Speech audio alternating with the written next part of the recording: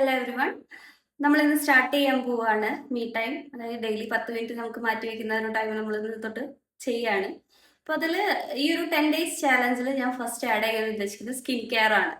Skin care ചെയ്ത് എത്രത്തോളം നമുക്ക് ആ ഒരു 10 ദിവസം കൊണ്ട് എത്ര റിസൾട്ട് കൊണ്ടുവരാൻ പറ്റും എന്നുള്ളത് നമുക്ക് നോക്കാം.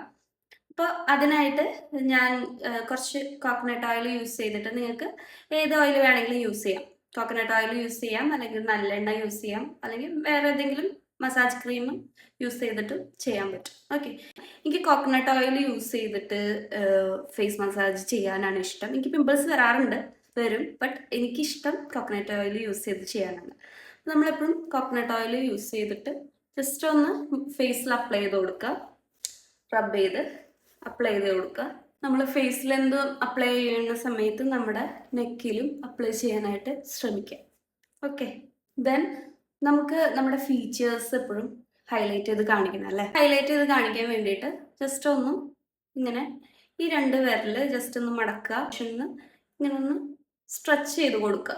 എപ്പോഴും ഫേസ് മസാജ് ചെയ്യുമ്പോൾ, ഫേസ് ഓർ നെക്ക് മസാജ് ചെയ്യുമ്പോൾ അപ്പർ ലിഫ്റ്റ് ചെയ്ത് കൊടുക്കാൻ ശ്രമിക്കുക. ഒരിക്കലും താഴോട്ട് ഇങ്ങനെ കുഴിയരുത്. അപ്പർ ലിഫ്റ്റ് ചെയ്യണം. ജസ്റ്റ് ഇങ്ങനെ ഈ 2 ഫിംഗർ ഇങ്ങനെ പിടിക്കുക, ജസ്റ്റ് ഒന്ന് ഇങ്ങനെ അപ്പർ ലിഫ്റ്റ് ചെയ്ത് വിടുക. ഓക്കെ, ഈ 2 കാര്യങ്ങൾ. ഒന്ന് ഇത് കൈ 2 വിരൽ മടക്കി ജസ്റ്റ് ഒന്നിങ്ങനെ ആ ജോലിനെ വരച്ചു കൊടുക്കുക. സെക്കൻഡ് നിവർത്തി തന്നെ ഇങ്ങനെ ചെയ്ത് കൊടുക്കുക. അപ്പർ ലിഫ്റ്റ് ചെയ്യണം കേട്ടോ.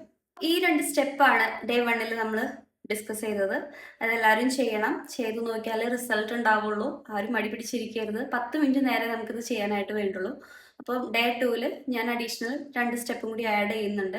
അപ്പോൾ ഓരോ ദിവസം ഡേ ബൈ ഡേ നമുക്ക് ഓരോ സ്റ്റെപ്പായിട്ട്. അപ്പോൾ എല്ലാവരും മറക്കാണ്ട് ഇതെല്ലാം ചെയ്ത് നോക്കുക.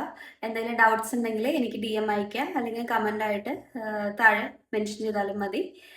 And thank you for watching and stay tune.